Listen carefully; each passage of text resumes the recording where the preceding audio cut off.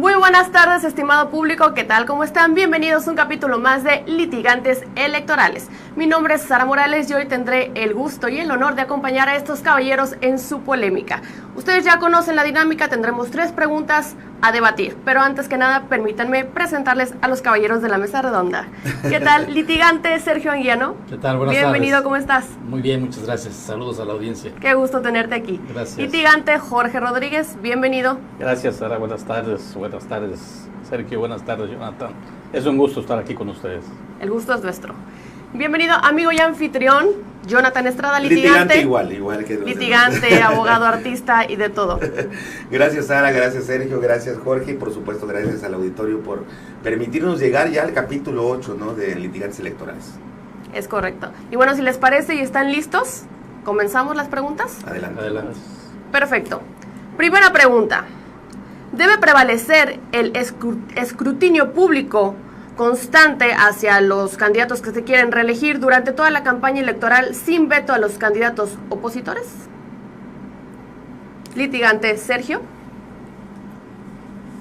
Yo creo que sí, entendiendo que si por veto público vamos a decir o vamos a entender que durante las campañas electorales estas personas o estos personajes, 5 en total en el estado que pretenden la reelección, pueden no ser sujetos al veto de los otros, es decir, no pueden ser no sujetos, a ver, ya me enredé, no ser criticables por parte de los opositores solo por el hecho de que ya fueron candidatos, ya fueron gobernantes. Me parece que es precisamente lo contrario.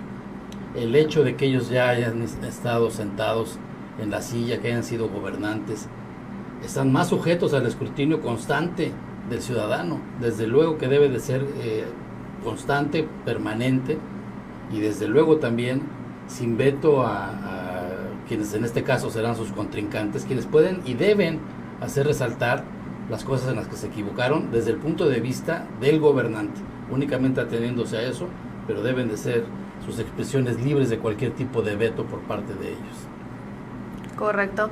Litigante Jorge.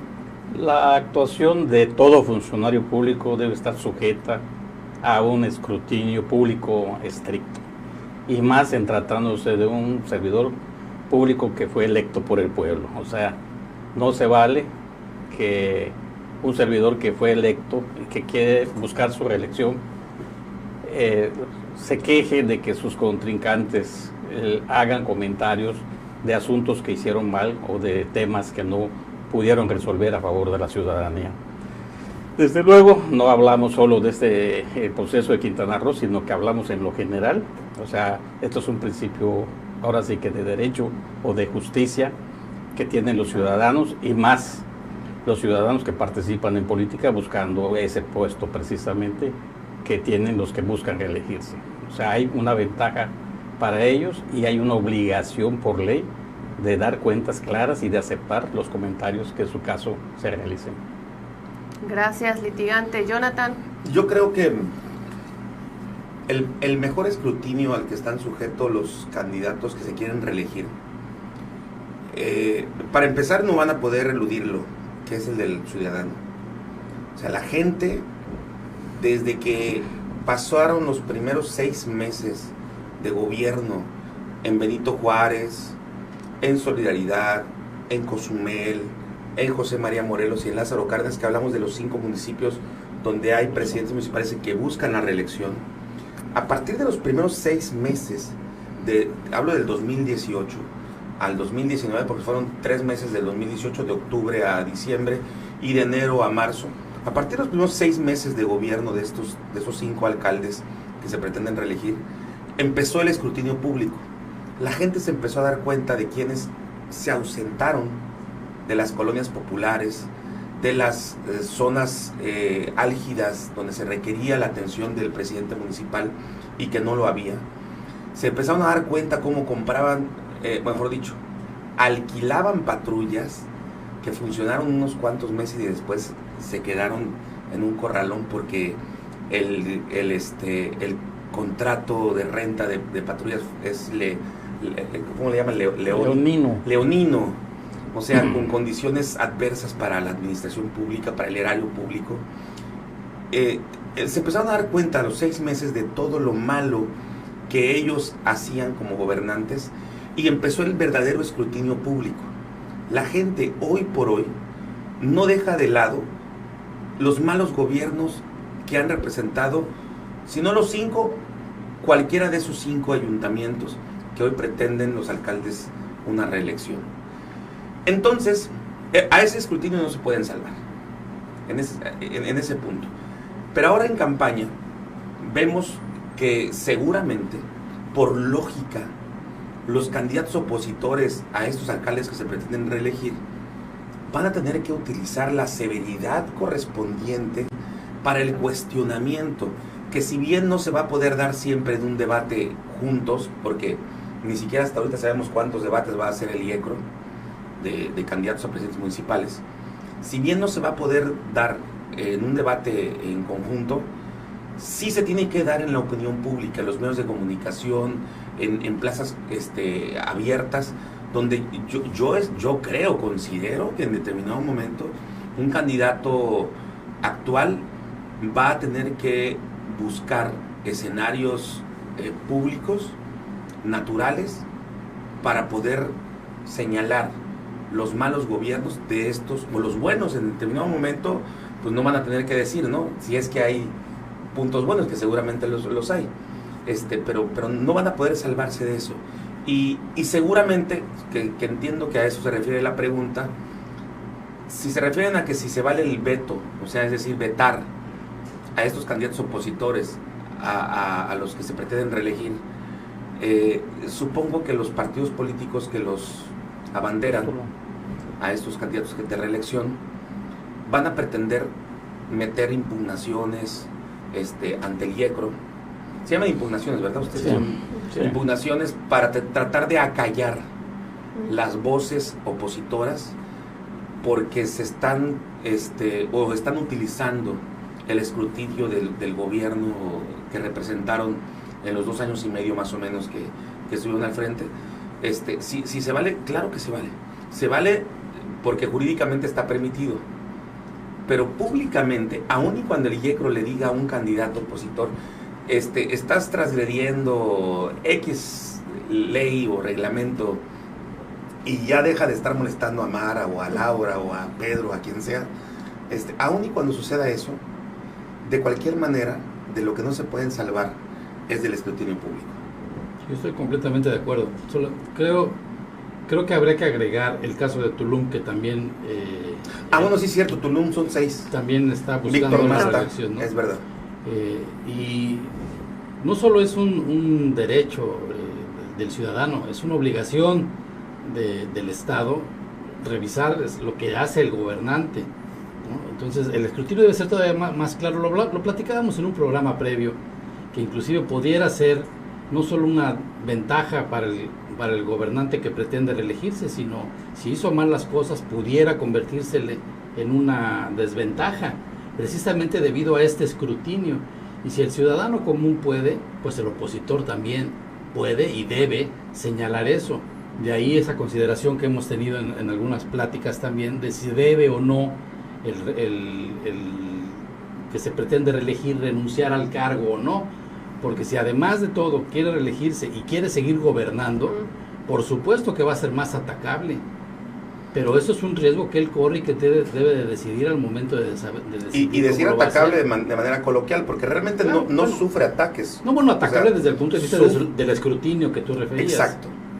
Él está sujeto a un escrutinio, no es un ataque como tal. Y el escrutinio en realidad es una calificación que el pueblo le da al gobernante, ¿verdad? El que actúa bien, el que ha cumplido con la ley, el que cumplió con sus promesas electorales, el que se mantuvo cerca del pueblo, pues con toda seguridad va a seguir contando con el cariño y el respaldo del pueblo. Y el que se escondió y el que se dedicó a hacer negocios ilícitos, el que se dedicó a hacer cosas que no debió haber hecho, con toda seguridad va a sentir el reclamo del pueblo.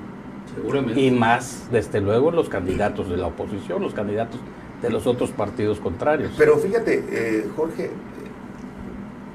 es increíble cómo digo, ya sabemos que la militancia de un partido es parte del pueblo también, ¿no? Porque finalmente somos ciudadanos, ¿no? Pero cómo los propios candidatos de reelección, todos, incluyendo los que no suenan a nivel estatal, porque los municipios más escandalosos, digamos, que son Solidaridad y Benito Juárez, pero en Cozumel no se, o sea, también se cuestionabas. Sí, claro. En José María Morelos también, en Tulum ni se diga, en Lázaro Cárdenas igual. O sea, en todos lados, el principal opositor de los candidatos de reelección lo encuentran en su propio partido político o en su propia coalición. Así es. Es increíble, pero es real. Sí, es otro elemento. Porque mientras más cerca estás de quien ejerce el poder, pues más conocimiento tienes de cómo ejerce el poder y lógicamente sabes de qué pie cojea. Entonces, lógicamente, pues hay sus reclamos o hay sus inconformidades. Y más allá de los resultados, digamos, que pudieran derivar del escrutinio estrictamente legal, como corruptelas o cosas así, bueno, pues está el haber cumplido con la gente las promesas de campaña. Eso es muy importante, lo que decía hace unos momentos Jorge, quien se mantuvo cerca de la gente, quien conservó sus promesas y las cumplió, pero no solamente en la palabra y no solamente en decir, prometí 25 parques y ya promesa cumplida, ¿no? que ha sido verdaderamente cumplido de acuerdo con la apreciación del electorado, del escrutinio del electorado. Ese va a ser más severo todavía que la que pudiera derivar de una auditoría o de una cuestión de este estilo, que es más jurídica que práctica, digamos. O de un comentario de un contrincante en este proceso electoral. Es correcto. Porque el contrincante pues solo reflejará un poquito el sentir del pueblo. Aquí el candidato tiene que demostrar que cumplió con sus promesas, que cumplió con la cercanía con la gente y que hizo todo lo que debió de haber hecho. Y si el que no lo hizo, también lo pagará. El comentario del opositor, bueno, pues debe de llevar cierta jiribilla. De hecho, debería, es la función del opositor, hacer puntualmente observaciones de lo que hizo mal el contrincante, ¿no? Y otro punto que es importante subrayar, el tema de la violencia de género, que está obviamente prácticamente etiquetado para defender a la mujer, que me parece un tanto incongruente, porque si hablamos de violencia de género debería ser para ambas partes. Lo que pasa es que aplican solo el 50%, el otro 50% todavía. O sea, hay tantas incongruencias al respecto, pero bueno, en el tema de violencia de género, seguramente no nos sorprendamos si durante el proceso electoral de pronto alguna candidata, mujer, bien sea para la reelección o no, utilice este método para tratar de acallar voces, bien sea de medios de comunicación, o sea de candidatos opositores, o sea de simples actores o líderes de opinión, ¿no?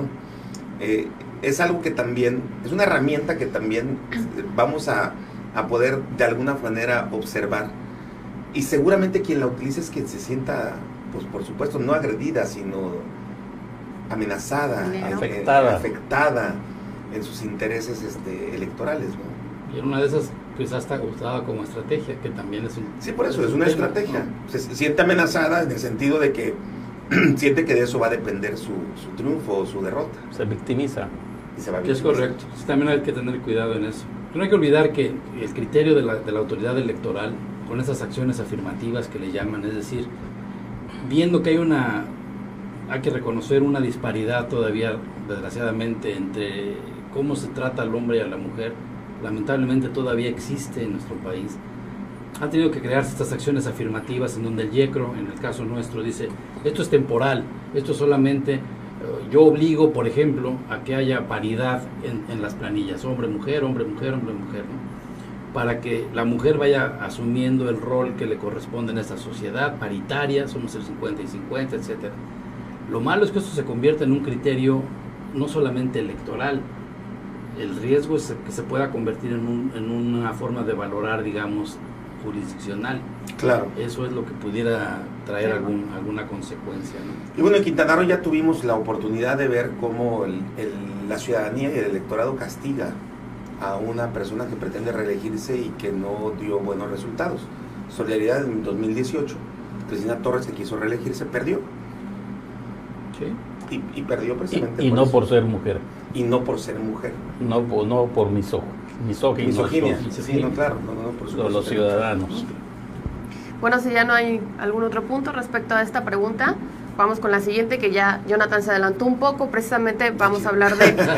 La siguiente pregunta es: ante el escrutinio del gobierno, ¿sería justo que las candidatas Mara Lezama y Laura Beristain, de Benito Juárez y Solidaridad, respectivamente, recurran a la ley de violencia de género política? Litigante Jonathan. Sí, ya me adelanté un poquito a eso. La verdad es que olvidé cuál era la segunda pregunta, pero sí, ya fijé mi postura, ¿no? Yo creo que usar esta ley, que si bien ha servido en algunos casos a nivel nacional para proteger el escarnio de un hombre que quizás realmente sea machista, digo quizás porque a lo mejor pues no es que sea machista, sino que su léxico es así burdo, coloquial y ordinario, ¿no?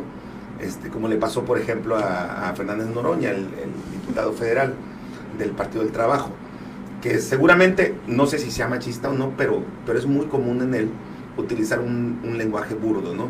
Y lo usó con una diputada del PAN y tuvo que ofrecer una disculpa pública. Entonces, yo creo que si Laura Beristain, porque Laura Fernández va para la Diputación Federal, si Laura Beristain y Mara Lezama o cualquier candidata mujer pretende utilizar esta ley para protegerse de la crítica, de la opinión pública, pues es eso, básicamente, de la crítica. ¿Algún comentario en contra? Un comentario en contra, pues eso es crítica también, ¿no? Cometería un gran error. Y estoy seguro que las leyes, que las personas que están resguardando la ley electoral no van a prestarse a eso. Y si lo pretenden usar, porque a veces no es que pretendan ganar legalmente, sino que lo usan como un método para que mediáticamente les pueda favorecer y victimizarse. Claro. Si lo usan, yo creo que no les va a resultar.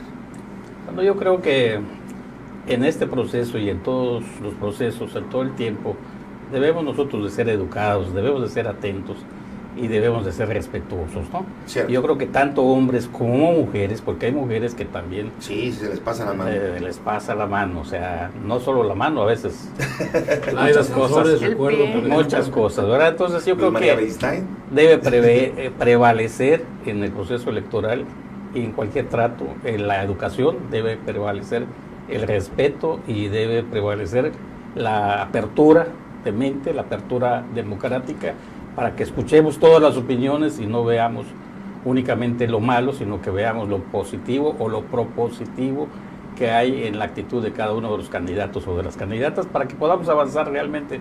Si nos metemos a ir a los tecnicismos, a las partes en las cuales yo pueda victimizarme o pueda victimizar a mi compañero, pues entonces estaremos poniéndonos piedritas en nuestro avance democrático. A mí esto me recuerda aquella expresión de Diego Fernández de Ceballos, que siendo candidato a la presidencia dijo: me voy a ver a la muchachada y al viejerío. Ah, sí, ¿no? Y fue un verdadero escándalo, ¿no? En aquel tiempo, estamos hablando de hace varios años, ¿no? Fue en la campaña donde resultó presidente Zedillo, tras la muerte de Colosio. En el 94.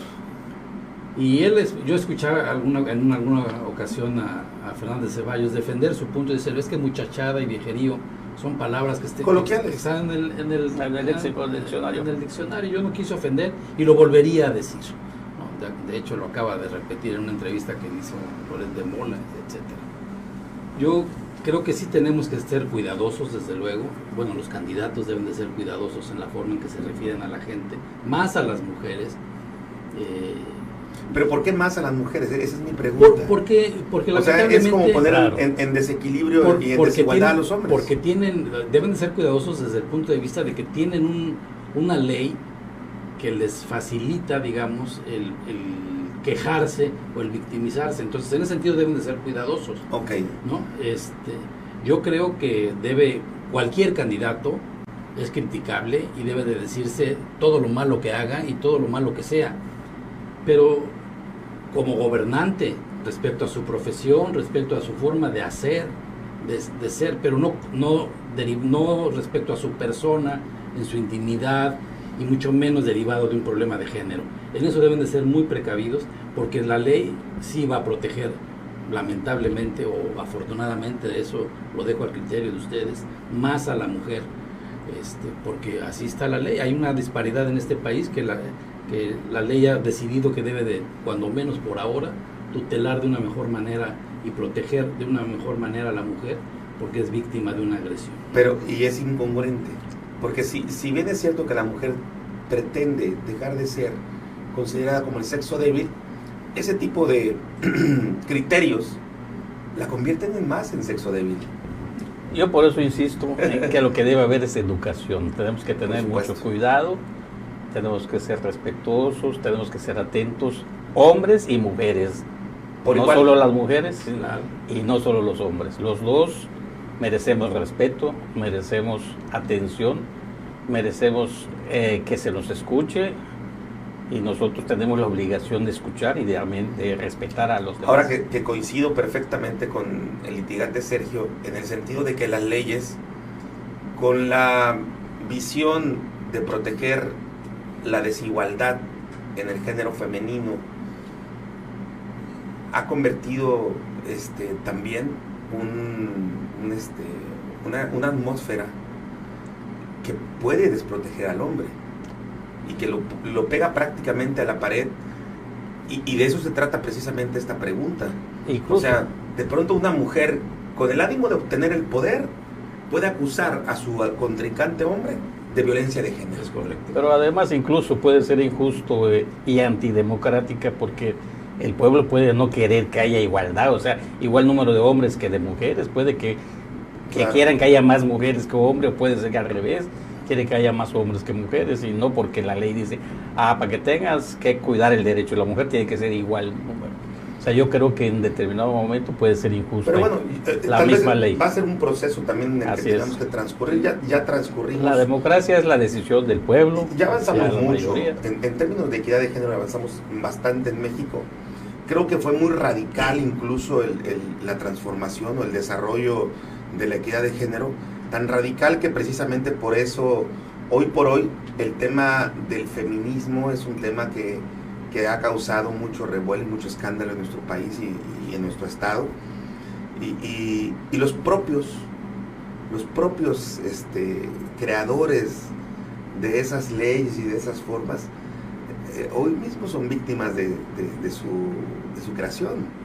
Del monstruito. Sí, quizá ya llegó un momento en el que se deba de revisar todo esto, ¿no? Yo, regresando un poquito al tema o a la pregunta inicial, sí debe de prevalecer el respeto hacia la mujer como mujer, de ida y de vuelta. Es decir, no se vale que ellas, en este caso tenemos sabidas dos mujeres que van a buscar la reelección, ellas no tienen por qué agredir. Sofía Alcocer, no tienen por qué agredir a las demás personas y tampoco ser agredidas. Es decir, debe de cuidarse que no por el hecho de ser mujeres se les señale o se les critique, pero tampoco ellas no refugiarse en ese Como ese son coto, mujeres, las están atacando. Esto me lo dice porque soy mujer, porque si fuera hombre seguramente no se lo diría, ¿no? Exactamente. Entonces ese tipo de manifestaciones quizá ya llegó el momento que tenemos que revisar el marco legal, ¿no?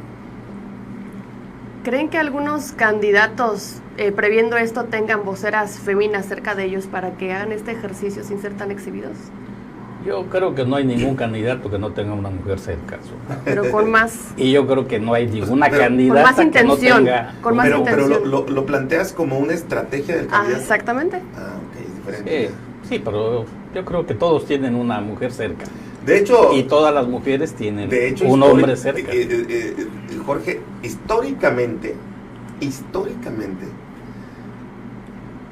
el PRI obviamente, que era el partido en el poder, el partido Que decidía y hegemónico partía. y que decidía todo, siempre utilizaba a sus líderes de colonia, mujeres, como Punta de lanza. y también como el perchero, ¿no? El muro de contención. El muro de contención, eso quise decir. El muro de contención, siempre, toda la vida lo ha usado, ya no lo puede usar porque A lo mejor ya no le quedan muchas, no sé, o la estrategia debe cambiar porque finalmente ya la política también ha cambiado, pero, y no solo el PRI, o sea, todos los partidos políticos, pero me refiero al PRI porque el PRI fue el que gobernó durante más de 70 años, ¿no? Hoy por hoy, yo creo que todos los candidatos, si tienen a un activista fiel, apasionado, dispuesto a enfrentar a sus adversarios, a dar lo que tenga que dar para que su candidato gane, es una mujer. O sea, respondiendo a la pregunta de Sara, es una mujer, evidentemente. O sea, son las más aguerridas, ¿no? Son las más... Lo que pasa es que son las que salen a buscar la comida para la casa. Exacto, también. Son las que salen a luchar por la familia, son las que salen... Y no quiere decir que los hombres estén floqueando, porque bueno, en algunos estados sí nosotros somos lobos, pero... pero en general la mujer es la que atiende a la familia, que atiende a los hijos, hace la comida, una serie de cosas, y entonces pues conoce cuánto es el gasto, dónde se consigue más barato, en fin, sale más a luchar por la vida y por la salud de la familia. Muy bien, pues gracias. ¿Seguimos con las preguntas? Pensamos la tercera pregunta. Que era la tercera pregunta, pero ya nos dimos cuenta que venía con la segunda. Está interesante. ¿Cuántos debates deberían haber durante la campaña y con qué periodicidad? Muy buena pregunta, pero tú nos dices quién empieza. Vamos a ceder la palabra ahora al litigante Jorge. Gracias. Yo creo que el debate es permanente. Lo que pasa es que hay debates organizados por la autoridad, hay debates organizados por los medios. Creo que a eso se refiere. Hay ¿no? debates organizados por la ciudadanía, ¿verdad? O sea, en los cafés, si uno va a tomar un cafecito, oye, que está los comensales debatiendo entre quién es el mejor candidato, o quién es el peor candidato, o cuál es la mejor tendencia, a cuáles son los intereses que prevalecen, una serie de cosas, ¿verdad?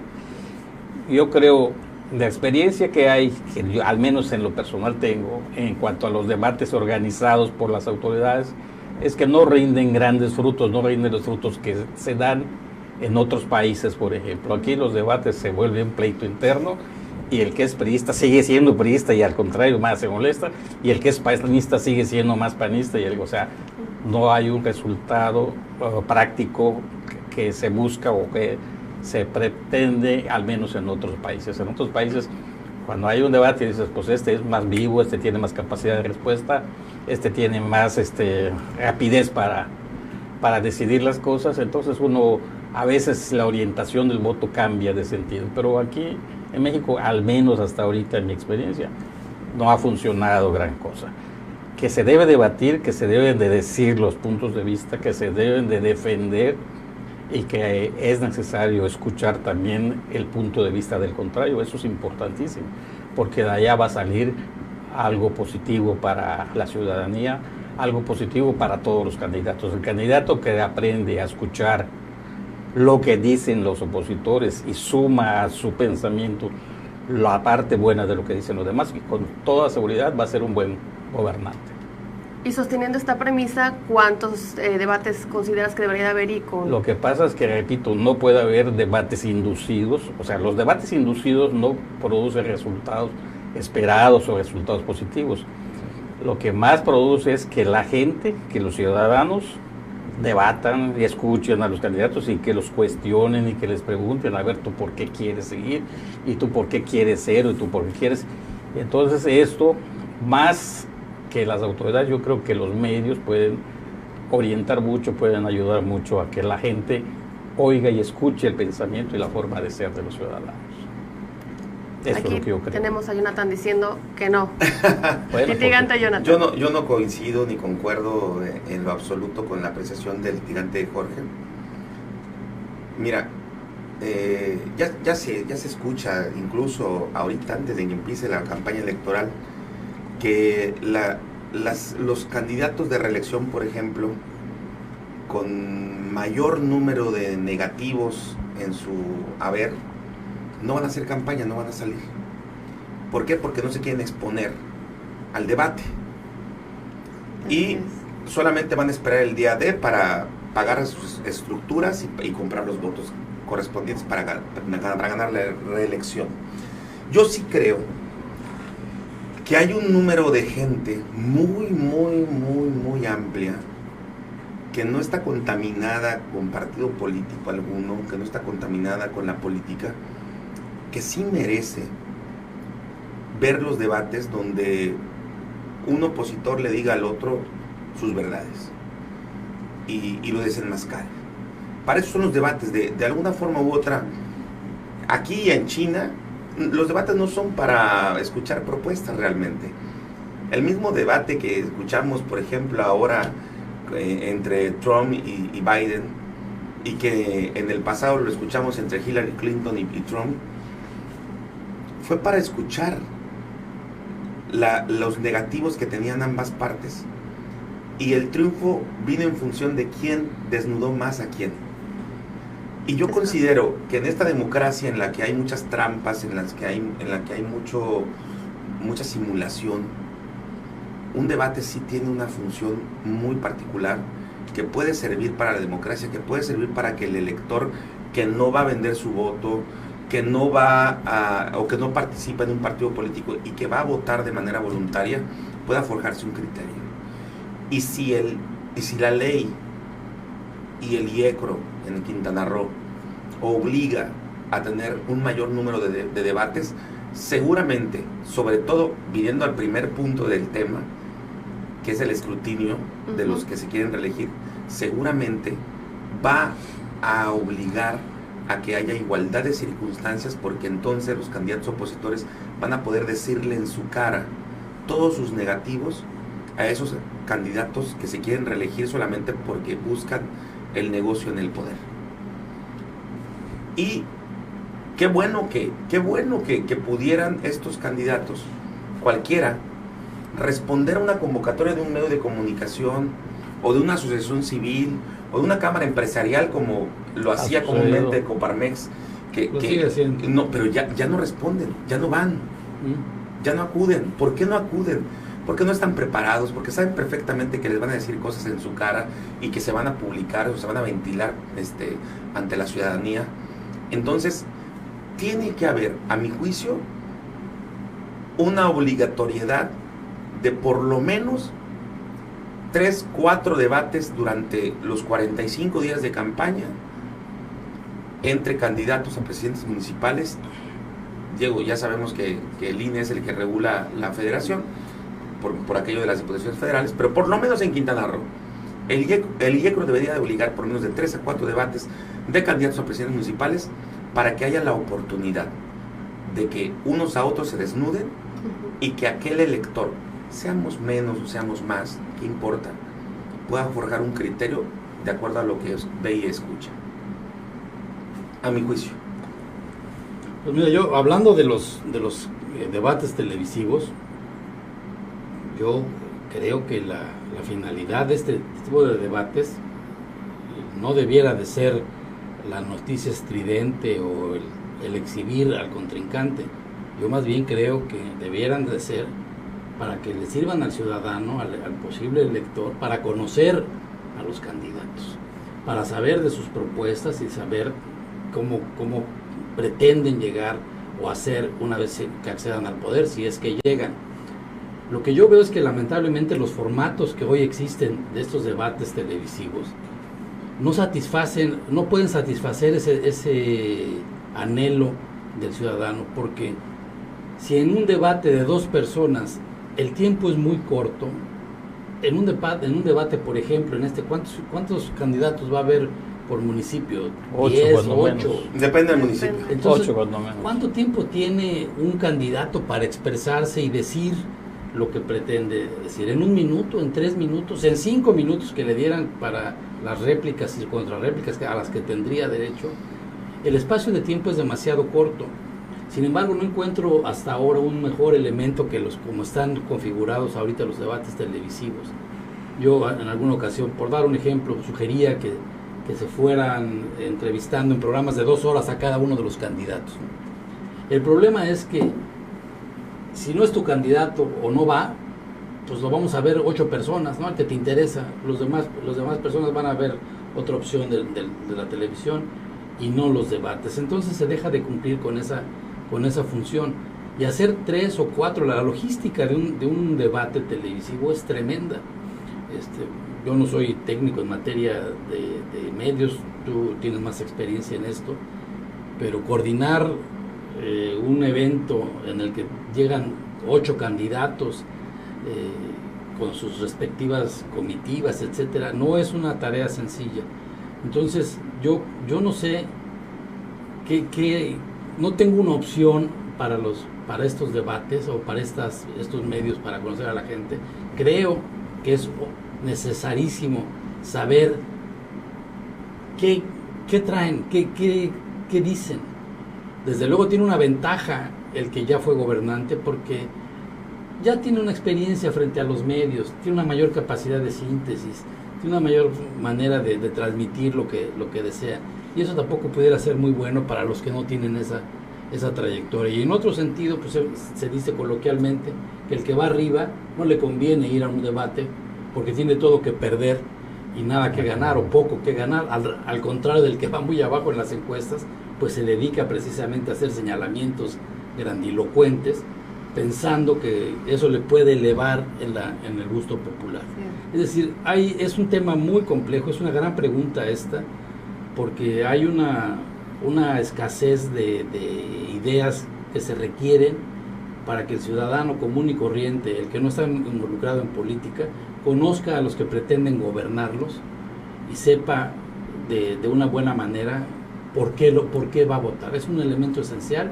saber por qué vas a votar por una persona. Pero precisamente, fíjate, dijiste algo muy interesante.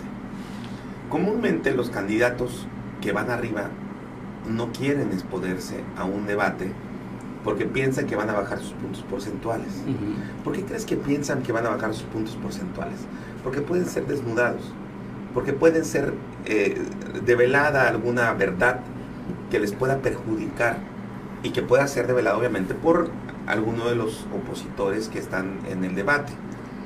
Y a eso tenemos derecho los ciudadanos. Sin duda.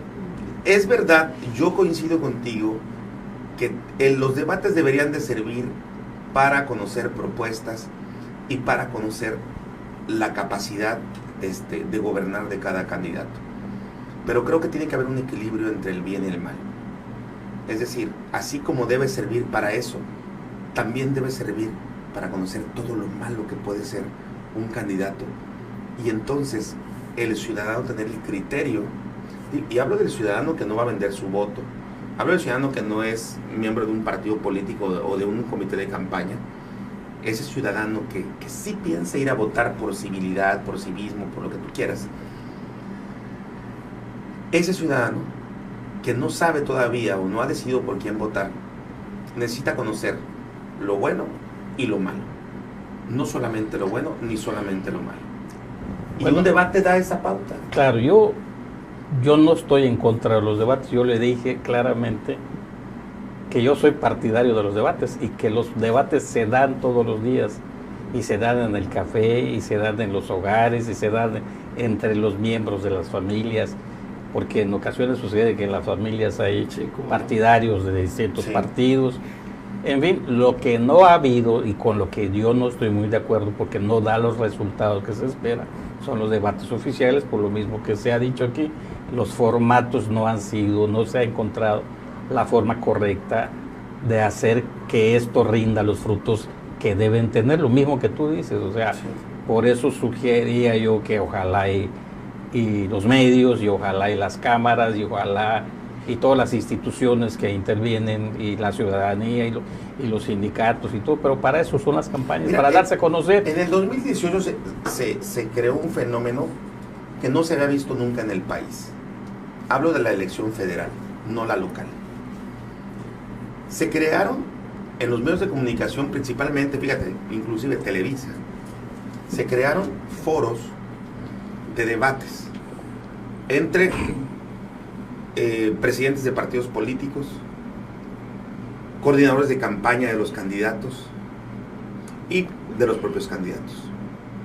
O sea, es decir, hubo la oportunidad de conocer criterios muy ampliamente, que bueno, en su momento favorecieron a Andrés Manuel López Obrador, pero precisamente por esos debates. Nunca había existido tanto debate en una elección como la del 2018. Sí, yo no dudo, yo también coincido que los debates son buenos. Lo que pasa es que no han dado, coincido completamente con Jorge, que no han dado los resultados. Y hay un elemento que yo creo que habría que tener presente. Dices, y con razón, que hay que señalar lo malo, pero entonces habría que tener una cierta regla que no se ha dado. Hay que señalar lo malo, pero yo personal, pero razonado, argumentado y probado. Yo como por mi formación de abogado digo, quien afirma tiene la carga de probar, porque llegar a un foro en el que tienes la atención de todo un país o de una buena parte del país solamente a decir cosas, pero basado en ocurrencias o en mentiras, pues de nada ayuda. Sí tiene un impacto ante el ciudadano, ¿no? Cuando dicen que se roban X cantidad de dinero o lo que sea, lo que se les ocurra. Lo malo es que al político que está debatiendo no se le obliga a probar su afirmación, simplemente la suelta y eso crea un efecto que después los ciudadanos pudiéramos pagar. Entonces, pero tampoco lo puedes limitar al decir, no puedes decir... Es que el punto es ese, ¿no? ¿Cómo pruebas algo de manera ipso facto?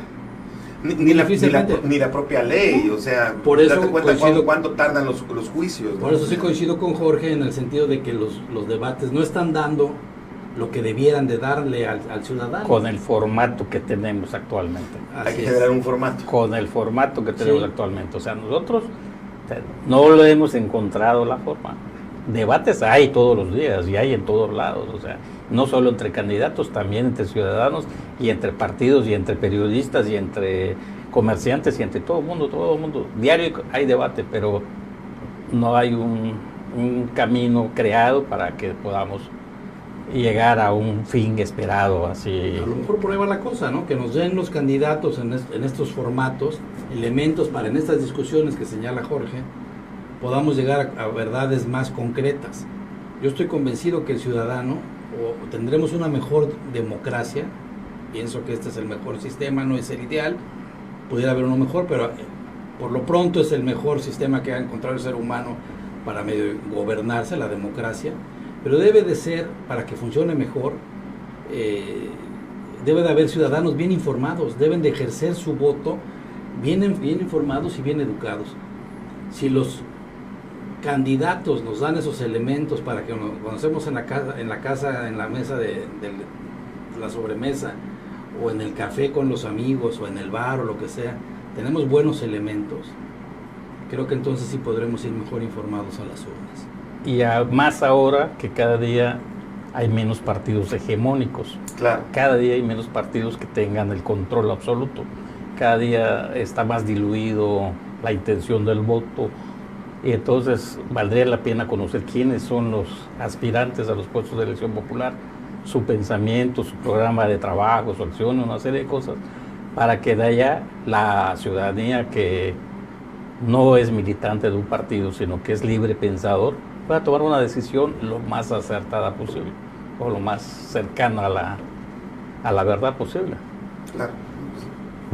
Estamos en tus manos, Anita. Muy bien, si ya alguien tiene algo más que agregar de estos temas. Se agotaron las opiniones. Se gastó. Hay mucho que decir, pero hay mucho, ¿verdad? Poco tiempo. Por lo pronto ya dijimos lo que teníamos que decir. Sí, muchas gracias. Lo que pasa es que mucha gente se cobija en las siglas de un partido. Cierto. O antiguamente así se hacía, no sabemos cómo va a estar este proceso electoral.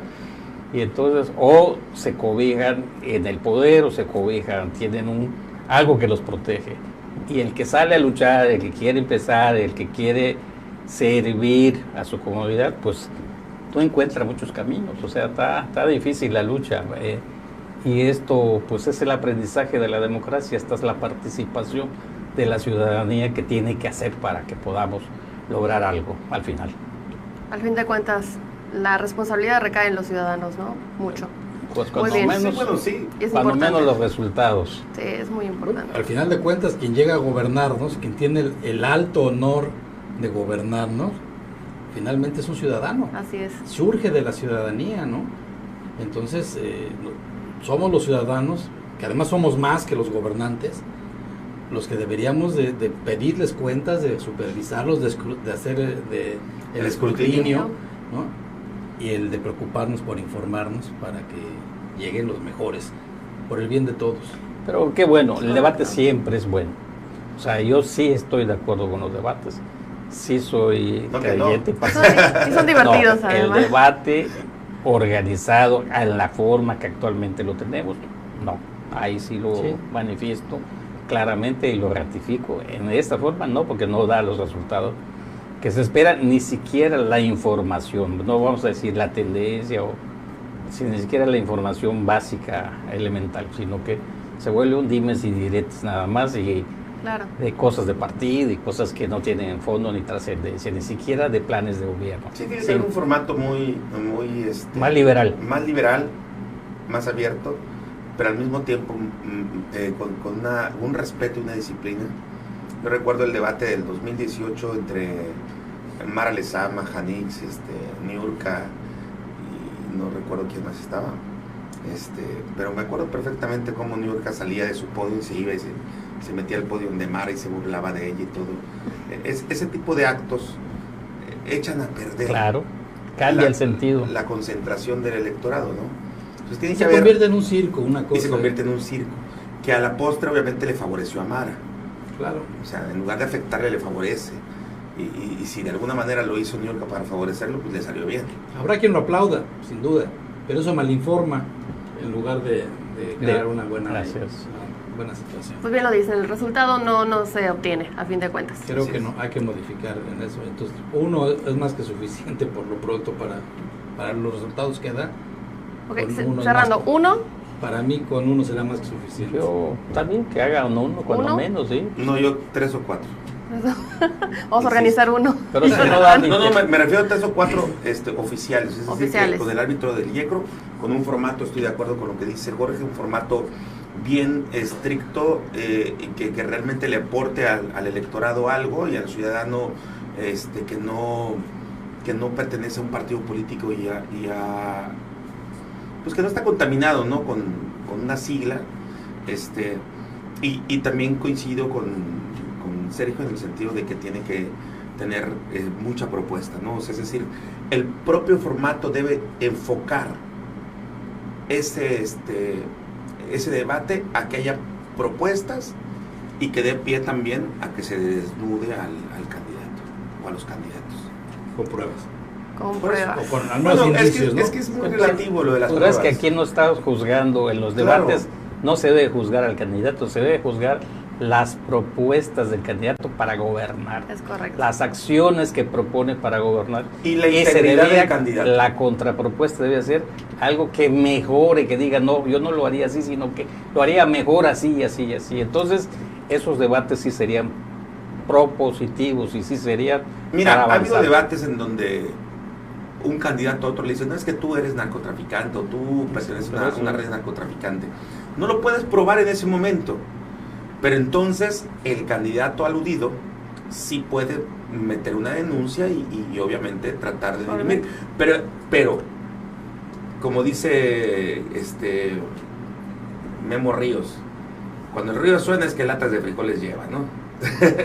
O sea, si un candidato se atreve públicamente en un debate oficial del árbitro electoral a decirle en su cara al otro que es narcotraficante o que participa de una célula criminal, o sea, pero no ni es la vía ni es la forma. No, pero si sabe que es narcotraficante, pero si sabe claro, que lo denuncie, que lo haga por la vía. Claro. Es una consecuencia. Pero a ver, aquel que fue aludido como narcotraficante o como parte de una célula criminal, tiene dos. O le dice, bueno, sí, pero tú eres gay. O sea, por ejemplo, por decirte algo, ¿no? O si dice, no, pruébamelo. Entonces... Y te doy un beso. ¿Cuál es el impacto ante el electorado? El electorado pero dice, entonces, pero entonces se desvirtúa la finalidad. No se desvirtúa. Se convierte en otra cosa. ¿Y qué tal si realmente es parte de no una importa. Que denuncie. Por eso es una denuncia pública el candidato y se vale. Pero no es para eso. Pero además, ¿por qué no? Si es narco o es gay, al final puede ser el gobernante. Y no tiene que ver nada de eso. Estoy de acuerdo, pero al menos ya le forjaste un criterio a aquel electorado que te repito, que no ha decidido su voto. Bueno, si es falso, bueno, por lo menos tuvo la audacia de evidenciarlo y el otro no tuvo la audacia de defenderse. Entonces, ¿sabes qué pasa en algún electorado? Que en alguna parte del electorado, en un debate se dicen puras mentiras. O sea, ya no tiene caso. Se decepciona. Porque lo van a criticar, van a decir que es narcotraficante, el otro que se robó mucho dinero, el otro que tiene una casa muy grandota. Pero es que entonces, suele ser real. No tiene caso en los debates. Sergio, suele ser real. Suele ser real. Cuando un candidato opositor... Cuando un candidato opositor se atreve a aseverar públicamente y más en un debate legal, suele ser real, que cuando un candidato se atreve a desnudar al otro de una manera tan dimensional, es porque realmente hay algo. Entonces, hagamos 3 tipos de debates como tú propones.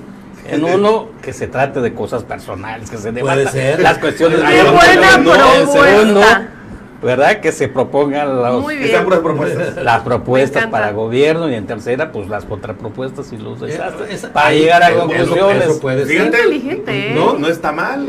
Hay que tomen nota ya. Y desde antes, que digo, bueno, pero corres un riesgo a advertirle a la otra persona. Si denuncias algo, por eso es problema de cada quien. Eso vas.